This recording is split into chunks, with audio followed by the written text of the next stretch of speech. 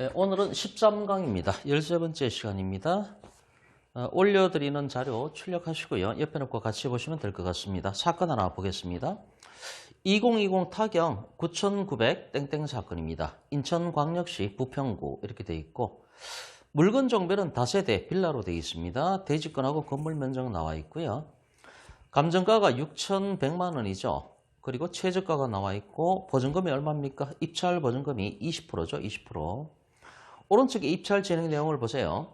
입찰 진행 내용을 보니까 1차 때 2020년 9월 28일에 6,100만 원에 나왔는데 유찰됐죠. 그 다음에 2차 때도 유찰됐고요. 그리고 2020년 12월 14일에 변경 절차를 거쳐서 3차 때 2021년 1월 29일에 낙찰을 받았는데 5명이 입찰 들어갔죠. 5명이 입찰 들어가서 최고가를 쓰신 분이 얼마입니까? 4,300에 낙찰을 받았죠. 근데 이분이 잔금 미납을 했단 말이죠. 잔금 미납을 했고 그 밑에 차순위 금액이 얼마입니까? 4천만 원, 4,001만 원이네요. 4,001만 원을 쓰신 분이 차순위로 들어간 분이 되겠죠.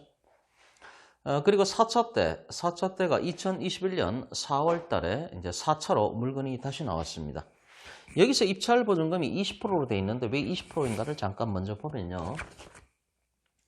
경매 절차는 경매 신청을 하고 경매 개시 결정이 내려지게 되면 한 2, 3일 만에 경매 개시 결정이 내려지죠. 뭐 서류만 접수하면 뭐 특별한 하자가 없는 한 바로 경매 개시 결정 내려지는 거죠. 그럼 이렇게 했을 때 채무자한테도 통지서가 날아가고 그 다음에 등기부에 경매 개시 등기가 찍힌다는 얘기죠. 그게 임의 경매가 됐든 강제 경매가 됐든 이렇게 경매 개시 등기가 되면 압류효력이 발생한다는 것은 누차 말씀을 드렸고요. 그 다음에 뭐 한 석 달, 보통 석 달 잡으셔야 됩니다. 보통 한 석 달 뒤에 입찰길이 잡히죠.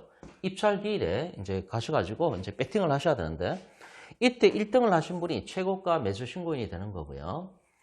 그 다음에 일주일 뒤에, 7일 뒤에 매각 허가냐, 불허가 결정이 내려지는 거고요. 만약에 매각 허가 결정이 내려졌을 때에는 그로부터 또 7일 뒤에 이 매각 허가 결정이 확정된다는 것이죠. 매각 허가 결정이 확정이 되면은 그로부터 보통 30일 뒤에, 한 달 뒤에 잔금 납부 기일이 정해지는 거고요. 잔금 납부를 했다라고 한다면은 그로부터 또 30일 뒤에 빚잔치, 즉 배당 절차를 밟게 된다는 것이죠. 그럼 이 사건 같은 경우에 지금 입찰 보증금이 10%가 아니라 20%가 됐는데 왜 그런가 하면은 입찰 기일에 최고가 매수 신고인이 탄생하면 좋은데 만약에 이때 물건이 안 팔렸다는 얘기죠. 유찰됐다는 얘기죠. 유찰되게 되면은 이게 세경매로 물건이 나오게 되는데 이때는 그냥 입찰 보증금 10%입니다. 10%. 근데 여기서 잔금 납부를 안 했을 때에는 예전에 말씀드린 바와 똑같이 잔금 납부를 안 했을 때에는 물건이 세경매로 물건이 나오는 게 아니라 재경매로 물건이 나오죠. 재경매로 물건이 나왔을 때는 입찰 보증금은 20%로 뛰게 된다는 것입니다. 왜 20%를 주는가 하면은 좀 더 신중하게 들어오라는 얘기죠. 이렇게 절차를 밟아서 이 최고가 매수 신고인이 잔금 납부를 안 했던 데에는 뭐 이유가 있겠죠. 그죠? 물론 은행에서 경락잔금 대출이 안 나왔을 수도 있죠. 그런데 권리분석상 하자가 있는 물건이라서 그러니까 잔금 납부를 안 하고 그럼 입찰 보증금 10% 낸 거 몰수당하지 않습니까? 그럼 여기서 잔금을 포기한다 하더라도 잔금 납부를 안 하고 입찰 보증금 10% 낸 거를 포기한다 하더라도 이 물건을 나는 받지 않겠다 이런 얘기죠. 뭔가 하자 있는 물건일 수가 있기 때문에 이것이 잔금 납부를 안 해서 재경매로 물건이 나왔을 때는 입찰 보증금은 10%가 아니라 20%가 된다는 얘기죠. 그래서 4차 때 최저 매각 가격이 얼마에 나왔습니까? 2,989만 원에 나왔죠. 2,989만 원에 10% 같은 경우는 2,980이니까 298만 원 정도가 되겠죠. 그죠? 298만 원. 그게 10%니까 20%면 얼마입니까? 거기 중간에 보증금 써 있는데 20% 돼 있죠? 597만 원이죠. 예, 이 정도 액수는 써내야 된다는 것이죠. 그래서 유찰돼가지고 세경매로 물건이 나왔을 때는 입찰 보증금은 10%, 잔금 납부를 안 해서 재경매로 물건이 나왔을 때는 입찰 보증금은 20%. 이 사건은 지금 재경매로 물건이 나온 겁니다. 뭐 그렇게 된 사건이고요. 소유자하고 채무자하고 동일한 사람이고 사건이 임의경매 사건이죠. 지금 밑에 등기부에 보시면은 건저당권자가 경매에 집어넣었으니까 임의경매가 되겠죠. 채권자는 어디입니까? 농협이죠. 농협 이렇게 되어 있습니다. 그 다음에 오른쪽에 상단부의 입찰 진행 내용을 보면은 1차 유찰, 2차 유찰, 3차 때 낙찰 받았는데 그 2차 때 두 번째 보면은 2020년 12월 달에 변경 신청을 해서 그 변경이 받아들여졌지 않습니까? 그럼 그 변경에 대해서 좀 공부를 하겠습니다. 자, 이제 파일 올려드린 거 출력을 하시고요. 첫 번째, 권리신고 및 배당요구 신청서 여기부터 한번 보도록 하겠습니다. 권리신고 및 배당요구 신청서에 보면은 사건 번호가 뭐쩌고 저쩌고 나와 있고 부동산 강제 경매가 됐든 임의 경매가 됐든 채권자는 김모 씨, 채무자도 임모 씨, 소유자도 임모 씨 이렇게 돼 있고 임차인은 위 사건 매각 절차에서 임차 보증금을 변제받기 위하여 아래와 같이 권리신고 및 배당요구 신청을 합니다. 이렇게 되어 있습니다. 여기서 입찰기일이 잡히는데 이 입찰기일 이전에 중요한 날짜가 뭐가 있습니까? 배당요구 종기가 결정되는 거죠. 배당요구 종기. 그러면 전입신고한 임차인 이런 사람들 같은 경우는 배당받고 싶으면 배당요구 종기까지 반드시 배당요구를 해야 되죠. 등기부에 전입신고한 게 등기부에는 안 나오기 때문에 반드시 전입신고한 임차인 같은 사람들은 배당받고 나가고 싶다라고 한다면은 반드시 배당요구 종기까지 배당요구를 해야 됩니다. 그래서 여기도 보면은 지금 권리신고 임차인은 위 매각 절차에서 임차 보증금을 변제받기 위하여 아래와 같이 권리신고를 하고 배당요구 신청을 합니다. 이렇게 돼 있죠. 자, 양식을 보니까 1번에 계약일자가 나와 있고요. 2번에 계약 당사자 쓰고 3번에 임대차 기간 4번에 임대차 보증금, 보증금 얼마에 월세가 있으면 월세도 얼마다 적으시면 되는 거고요. 5번에 임차 부분이 나와 있죠. 전부냐 아니면은 그 목적물의 일부이냐 이렇게 돼 있고 6번에 입주일이 언제다 나와 있죠. 7번에 전입신고를 언제 했고 8번에 확정일자를 언제 찍었는지 확정일자를 찍었으면 찍었고 언제 찍었고 확정일자가 없으면 없는 칸에 동그라미 하시면 되고요. 9번에 전세권 등기를 했는지 임차권 등기를 했는지 이 부분에 대해서도 등기를 했으면 등기한 날짜 저거 기재하시면 될 것 같고요. 첨부 서류를 보면은 1번 임대차 계약서 사본 한 통, 2번 최근 1개월 이내에 발급된 주민등록증 초본 한 통, 등본 한 통, 뭐 초본이나 등본이나 초본이나 한 통 이렇게 돼 있고 그 밑에 날짜 적으시고요. 권리신고 겸 배당요구 신청인 누구누구누구 이렇게 적으시면 됩니다. 그 다음 페이지 넘어가 보세요. 그 다음 페이지에 보면은 그 내부 구조도가 있죠. 그죠? 예, 내부 구조도 필요할 때는 그려서 제출하면 되는 거고. 자, 이번에는 상가임대차의 권리신고 및 배당요구 신청서를 보겠습니다. 사건 번호가 나와 있고요. 채권자, 소유자, 그 다음에 이제 뭐 나와 있고. 자, 똑같습니다. 임차인은 이 사건 매각 절차에서 임차 보증금을 변제받기 위하여 아래와 같이 권리신고 및 배당요구 신청을 합니다. 이렇게 돼 있고. 자, 아래 뭐 목차가 나와 있는데 1번에 임차 부분이 언제인지 2번에 역시 보증금 3번에 점유기간 4번에 어떻게 돼 있습니까? 금방 한 주택임대차 같은 경우는 전입신고한 날짜가 기재를 하게 돼 있는데 이거는 지금 주택임대차가 아니라 상가임대차지 않습니까? 상가임대차 같은 경우는 그 칸에 4번에 보시면은 사업자 등록 신청일이 되는 거죠. 세무서 가서 사업자 등록한 날짜 5번에 확정일자, 역시 확정일자 찍었으면은 그 날짜 확정일자가 없으면은 없다. 6번에 임차권 등기를 했는지 전세권 등기를 했는지 그 다음에 7번에 계약일 8번에 계약 당사자 9번 건물의 인도일이 언제인가 이렇게 돼 있고요. 첨부 서류를 보면은 1번 임대차 계약서 사본 한 통, 2번 등록사항 등의 현황서 등본 한 통, 3번 건물 도면 이런 것들이 있고요. 나머지는 똑같습니다. 그래서 주택임대차하고 상가임대차 같은 경우에 배당받고 나가고 싶으면 배당요구 종기까지 반드시 배당요구를 해야 됩니다. 말소 기준 권리보다 먼저냐, 말소 기준 권리보다 나중이냐, 또는 경매 개시 등기 그 이후냐 상관이 없습니다. 그러니까 결론적으로 말씀을 드리면은 전입신고하거나 전입신고한 주택 임차인이나 아니면 사업자 등록을 한 상가 임차인 같은 경우에 그 건물이 경매로 넘어갔을 때에는 배당받고 나가고 싶으면은 어떤 경우는 상관이 없습니다. 무조건 배당요구 종기까지 권리신고를 하고 배당요구 신청을 해야 됩니다. 배당요구 종기까지 배당요구를 하지 않으면 배당 못 받습니다. 한 푼도 못 받고 무조건 쫓겨나갑니다. 물론 말소 기준 권리보다 선순위면 대항력은 행사할 수 있을 것이고, 그러나 말소 기준 권리보다 후순위라고 한다면 무조건 쫓겨납니다. 배당 못 받고 쫓겨납니다. 자, 그 얘기들이 나와 있고, 주택임대차하고 상가임대차의 차이점은 이 양식에도 나와 있듯이 딴 거는 다 똑같잖아요. 주택임대차 같은 경우는 전입신고한 날짜, 상가임대차 같은 경우는 사업자 등록한 날짜, 그 정도 차이가 있다고 보시면 됩니다. 그 다음 페이지 넘어갑니다.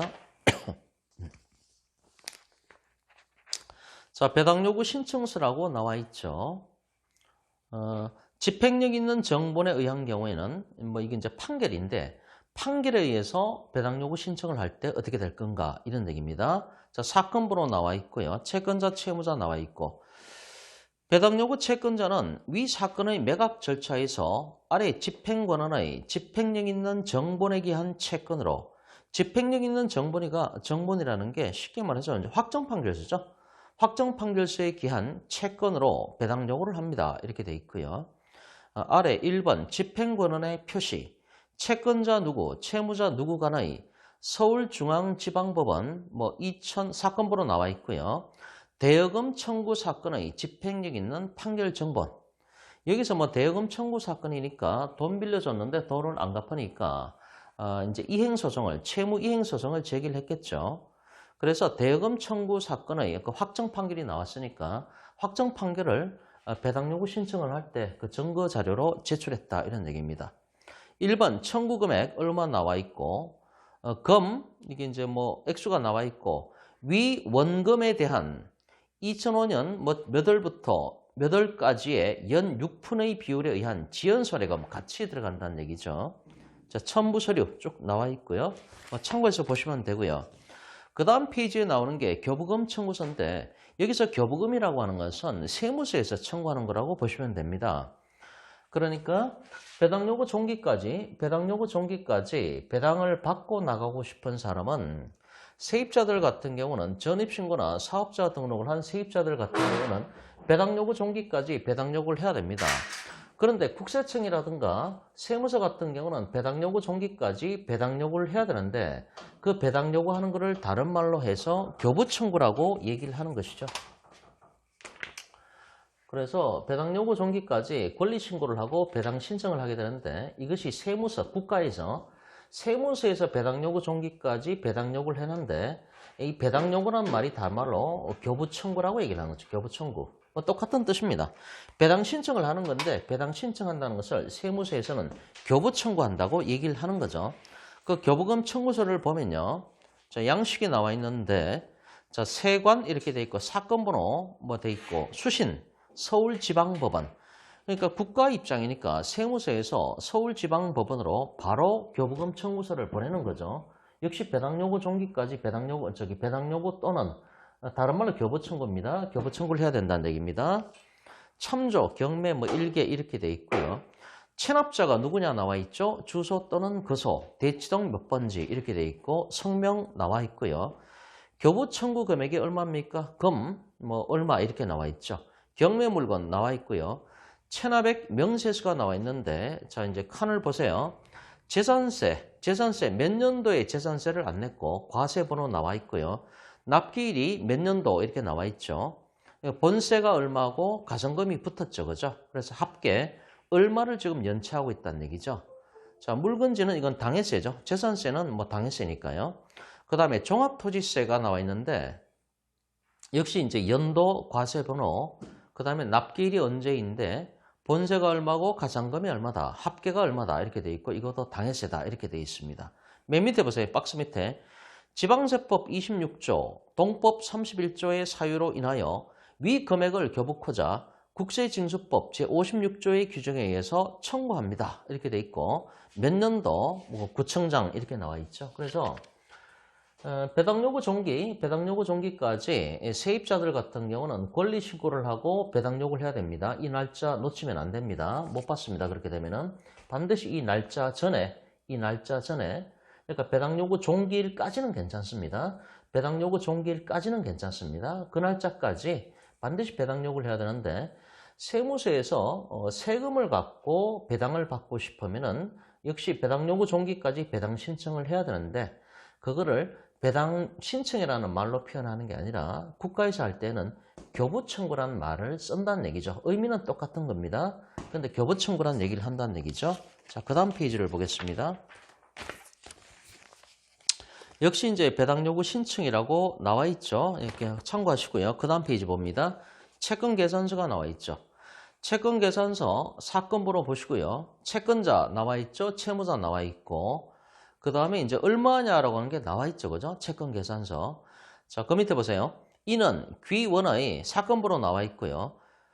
부동산 임의경매 사건에 관하여 가압류권자로서 배당받을 원리금의 상위업 뭐 이렇게 돼 있고 그 다음에 이제 업성을 제출합니다. 이런 얘기 같습니다. 약간 오타가 있네요.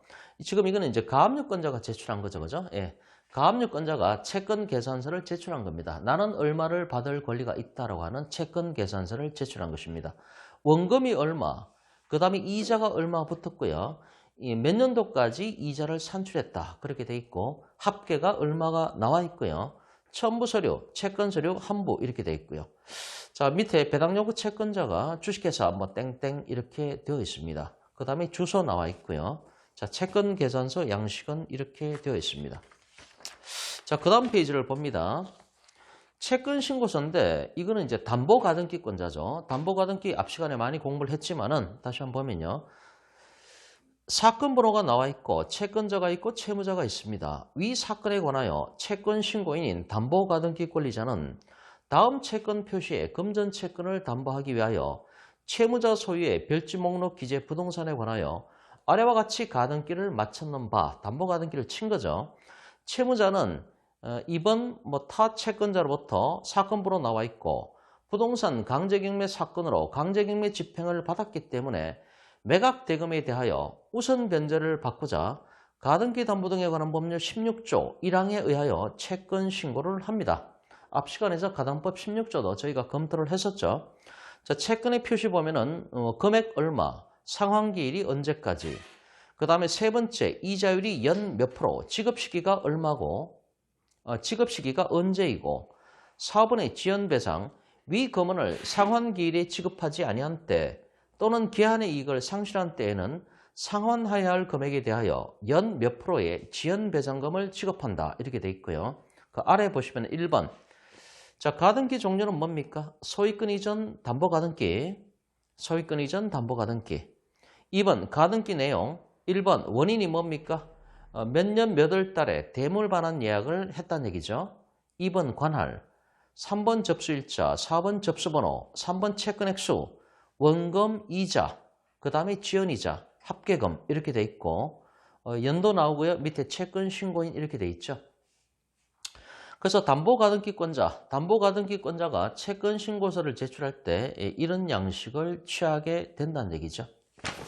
자, 그 다음 페이지에 보시면은 매각기일 변경신청서, 연기신청서 이 부분입니다.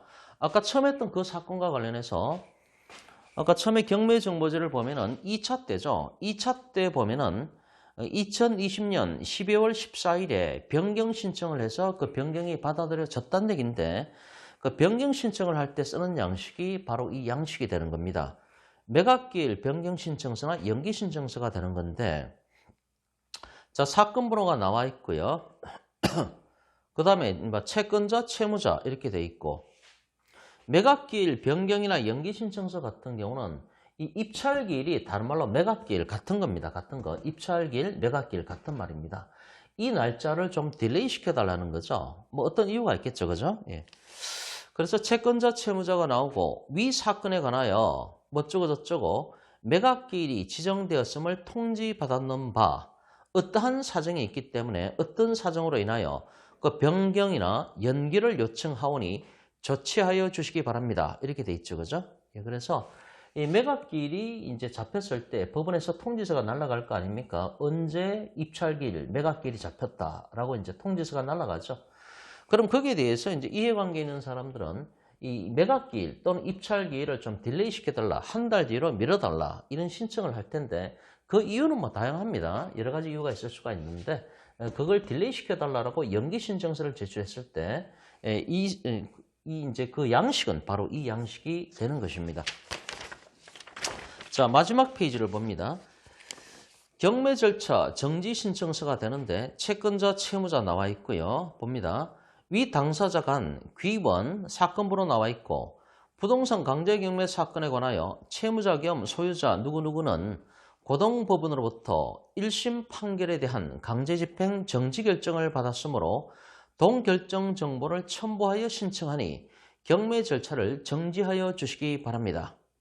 그래서 강제집행 정지 결정을 고등법원에서 받았다는 얘기죠. 그렇기 때문에 그것을 이제 증거 자료로 첨부를 하고 경매 절차를 정지시켜 달라고 했을 때는 바로 이 이제 서류 양식으로 진행을 한다는 것이죠. 참고 자료로 봤고요. 아까 그 사건 번호 보시던 사건 봅니다. 그래서 오른쪽에 입찰 진행 내용이 1차 때, 2차 때, 3차 때인데 2차 때 두 번째 2020년 12월 달에 변경 신청을 해서 변경이 받아들여진 거죠.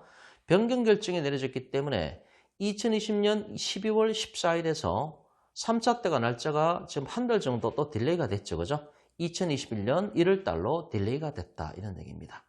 근데 어쨌든 3차 때 낙찰을 받으신 분이 잔금 미납을 했고요. 잔금 미납을 해서 물건이 재매각으로 물건이 다시 나와서 입찰 보증금은 20%로 떼었고요. 그래서 이제 4차 때 날짜가 2021년 4월 달에 날짜가 잡힌 것입니다. 뭐 기본적인 사실관계를 지금 본 거고요. 지금 중요한 얘기가 이제 오늘 말씀드리고 싶은 중요한 얘기가 밑에 나옵니다. 자, 밑에 매각 물건 현황이 있고 마지막 칸에 참고사항에 보시면은 본건 낙찰 언제 받았고 낙찰가가 얼마고 5명이 입찰 들어갔는데 결과적으로 최고가 매수 신고인이 대금 미납을 했다. 그런 얘기가 나와 있고 토지에 관하여 별도 등기가 있으나 효력이 없다. 이렇게 되어 있습니다. 자, 임차인 현황을 보면은 말소 기준 권리가 나와 있고 배당 요구 종결 날짜가 나와 있는데 여기 지금 박모 씨가 나와 있는데 점유 부분은 주거용 전부가 되고 전입일자가 언제입니까? 2020년 6월 16일입니다. 확정일자 같은 날 확정일자 찍었죠. 배당 요구가 언제입니까? 2020년 5월 29일입니다. 그런데 위에 배당 요구 종기가 7월 달이죠. 그런데 5월 달에 배당 요구를 했습니다. 적법한 기간 이내에 배당 요구했음을 알 수가 있고요. 보증금이 얼마입니까?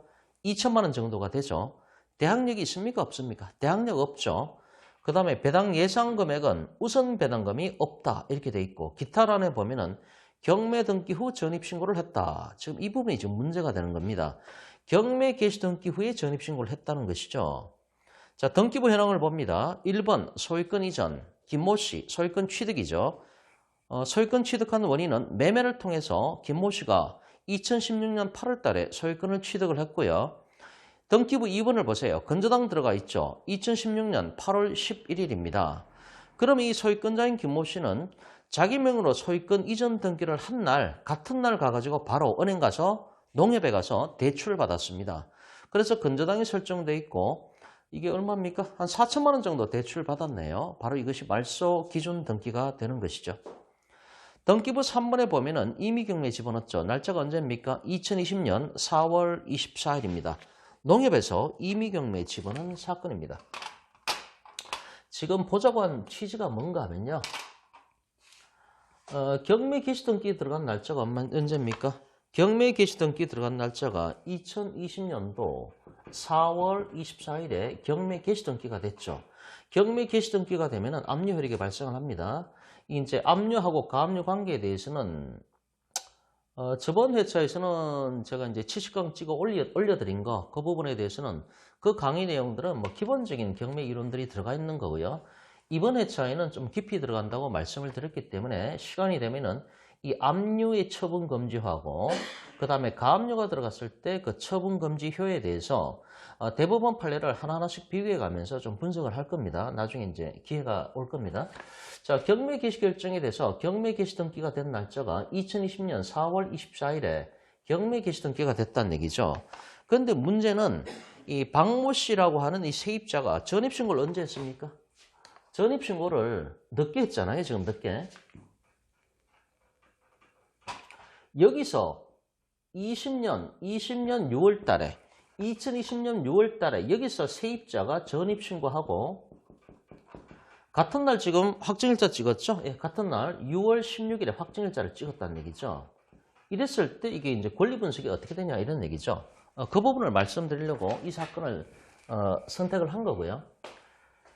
이 세입자 같은 경우는 자 주택임대차 사안인데 이 세입자가 소액임차인의 최우선 변제를 받으려면은 소액임차인의 최우선 변제금을 배당받을 때 영순위로 받으려면은 경매 개시등기 그 이전에 전입신고를 해야 된다는 얘기죠.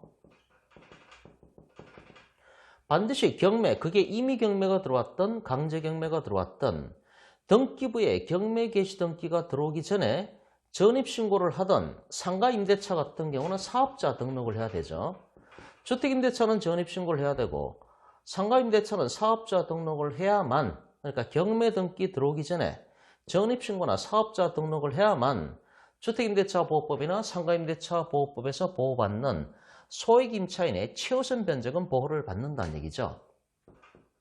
소액임차인의 최우선 변제 보호를 받는다는 얘기입니다.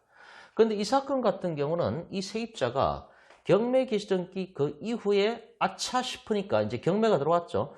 경매가 들어오니까 아차 싶으니까 나중에 전입신고하고 확정일자를 찍었습니다. 이런 경우에는 소액임차인의 최우선 변제 보호를 못 받습니다. 만약에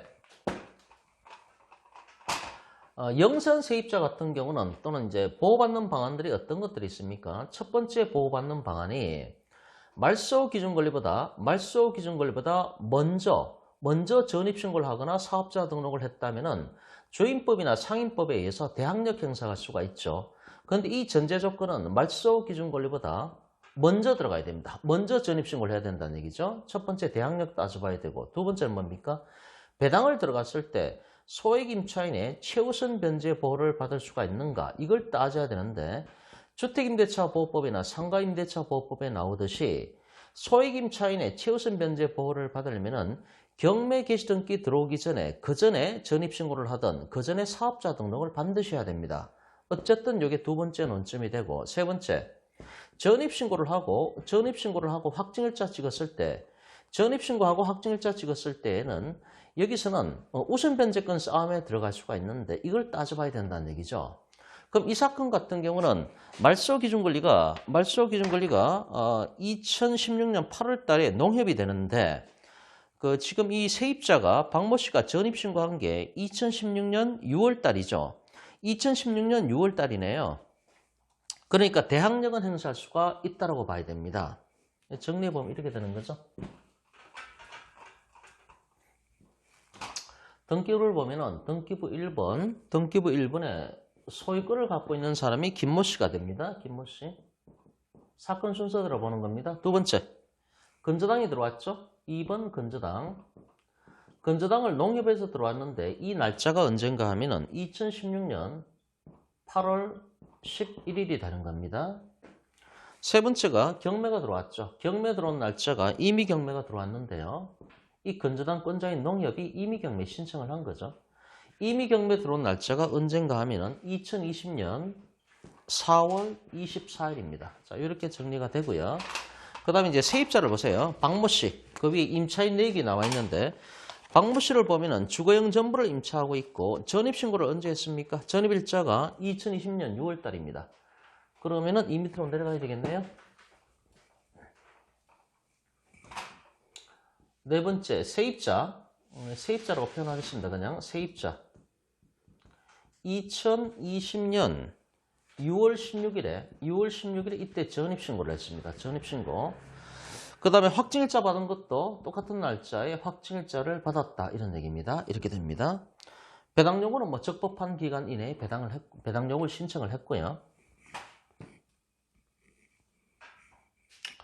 그러면 권리 분석을 해보면은 일단 아까 첫 번째 대항력 행사할 수가 있는가 이걸 따져봐야 되고, 두 번째 소액임차인의 최우선 변제권 요구를 할 수가 있는가 이걸 따져봐야 되고, 세 번째 확정일자를 찍었으니까 우선 변제권 싸움에 들어갈 수 있냐 이걸 따져봐야 된다는 얘기죠. 첫 번째 대항력 행사할 수 있나 이걸 봤을 때 대항력을 행사하고 싶으면 지금 이것이 말소기준 권리가 되는 거죠. 이것이 말소기준 권리가 되고, 만약에 이 사람이 소액임차인의 최우선 변제 그 요건을 갖췄다라고 했을 때는 이 건저당이 소액임차인의 최우선 변제금의 직업기준 권리 역할도 하는 거죠.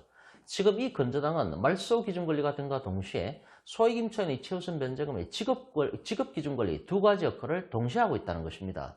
그럼 날짜를 비교해보면은 근저당이 이때 들어왔고 그 다음에 세입자가 나중에 들어왔지 않습니까? 세입자가 나중에 들어왔으니까 첫 번째 이 사람 같은 경우는 대항력 행사를 못합니다. 자, 대항력 행사 못하죠. 두 번째 세 가지 논점이 있는데 첫 번째 대항력을 행사할 수가 있겠는가? 두 번째 전입신고를 했으니까 소액임차인이 최우선 변제금 그 해당 여부를 따져봐야 되는 것이죠. 세 번째 확정일자를 찍었으니까 우선 변제권 싸움에 들어갈 수 있냐를 따져봐야 되는데 첫 번째 이 말소기준권리인과 동시에 지급기준권리 역할을 하는 이 근저당보다도 세입자가 나중에 전입신고를 했으니까 대항력 행사 못하죠. 무조건 나가야 됩니다.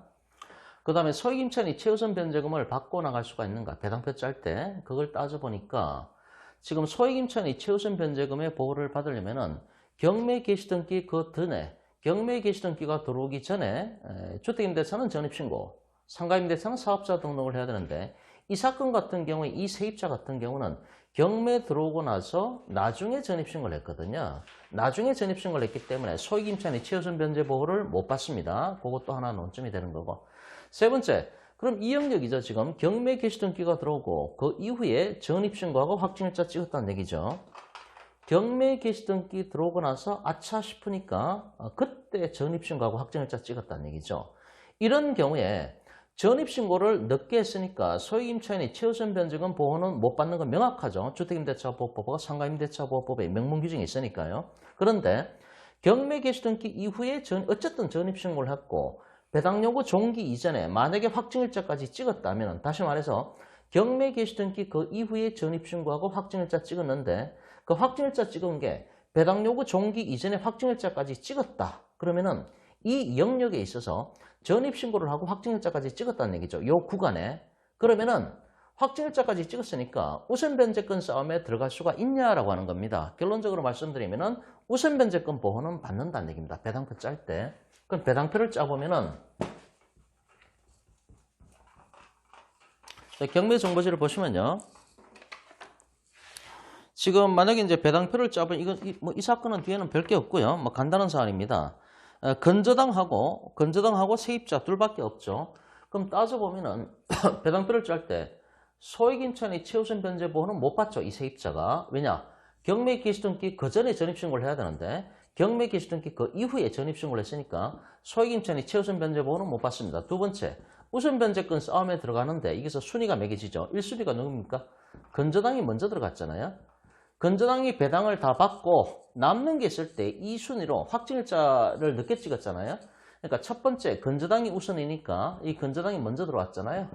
근저당이 먼저 배당을 받고 다 받고 나서 100% 받고 남는 게 있을 때 이 순위로 이 확정일자 순위에 따라서 세입자가 여기서 우선 변제권으로서 배당을 받게 된다 이런 얘기입니다. 그래서 여기서 중요한 포인트는 뭔가 하면은 소액임차인이 최우선 변제 보호를 받고 싶으면은 경매 개시등기 그 전에 전입신고를 해야 된다는 얘기죠. 뭐 부동산업을 하다 보면은 자꾸 이제 전입신고 안 하려는 분들이 있습니다. 커플이 오셔가지고 보통 중년 커플들이 오셔가지고 전입신고를 자꾸 안 하시려고 그래요. 부부 사이시는 분명히 아닌 것 같은데 앞만 봐도. 저도 이제 많이 그런 분들을 많이 봐가지고요. 경매 개시등기 이전에 전입신고를 해야 나중에 문제가 생겼을 때 소액임차인이 최우선 변제 보호를 받는다 말이죠. 그래서 어쨌든 간에 세입자 방을 구하러 오셨는데 만약에 이제 전입신고를 꺼리는 분들이 많습니다. 생각보다도. 근데 그런 분들한테 당장 전입신고는 안 해도 괜찮은데 만약에 이게 경매로 넘어간다는 그 조짐이 보이면은 경매 개시등기 그 이후에 전입신고 하시면은 이때는 이미 늦었으니까 만약에 이 건물이 경매로 넘어간다는 소문이 떠돌고 그런 조짐이 보인다라고 한다면은 반드시 경매 개시등기 그 이전에 전입신고를 해야만 소액임차인이 최우선 변제 보호를 받는다는 것을 말씀을 해주셔야 된다는 얘기죠. 그래서 만약에 경매 개시등기 그 이후에 만약에 전입신고를 하면은 늦긴 늦었지만은 어쨌든 전입신고를 하고 배당요구 종기 이전에 확정일자까지 찍어버리면은 우선 변제권 싸움에는 들어갈 수가 있습니다. 그렇기 때문에 가장 안전한 방법은 뭔가 하면은 들어갈 때 아파트에 들어갈 때 바로 그날 전입신고하고 확정일자 찍는 게 가장 안전하게 보호를 받는 방안이 되겠습니다. 그 다음 페이지 잠깐 넘겨보시면요. 매각물건명세서 보세요. 매각물건 명세서에 보면은 뭐 특별한 내용은 없습니다. 거기 세입자 박모 씨가 나와 있는데, 박모 씨가 뭐 점유 기간이 언제고, 보증금이 얼마고, 그 다음에 전입일자 언제 찍었고, 확정일자 언제 찍었고, 배당 요구를 언제 했냐 안 했냐, 이런 내역들이 나와 있는 것입니다. 그 다음 페이지 보시면요, 문건 처리하고 송달 내역이 나오죠. 문건 처리 내용에 보면은 중간 정도에 보시면은 2020년 5월 21일에 건전한 권자가 경매 배당에 관한 의견서 제출했고요. 그 다음에 밑에 5월 29일에 보시면은 2020년 5월 29일에 보시면은 임차인 박모 씨가 권리 신고를 하고 배당 요구 신청서, 주택임대차죠. 배당 요구 신청서를 제출했음을 알 수가 있다는 얘기죠. 그 다음에 2020년 6월 19일에 교부권자 뭐저쩌고 저쩌고 돼 있는데 교부 청구서를 제출을 했죠. 여기가 지금 뭐 정확하게 앞글자만 나와 있어서 잘 모르겠는데 이게 이제 세금이죠, 그죠? 교부 청구서를 제출한 것이고 2020년 7월 달에 교부권자가 나와 있는데 여기도 뭐 인천 뭐 세무서 정도가 될 것 같아요. 그래서 교부 청구서를 제출했다는 얘기죠. 그래서 국가에서 세무서 같은 데서 아까 이제 경매 양식을 받지 않습니까? 세무서에서 국가에서 배당 요구 종기까지 나도 배당을 해달라. 이 사람이 세금을 얼마 체납을 했는데 나도 배당을 해달라라고 했을 때는 그때는 배당 요구 종기까지 배당 신청을 해야 되는데 그 배당 신청을 국가에서 들어갈 때는 다른 말로 교부 청구라고 얘기를 한다는 얘기죠. 용어만 다르지 배당 신청하고 뜻은 똑같은 겁니다. 그렇게 돼 있고 밑에 송달 내역을 보시면요. 송달 내역은 뭐 특별하게 말씀드릴 것은 없습니다. 이렇게 해서 이번 13강은 마치도록 하겠습니다.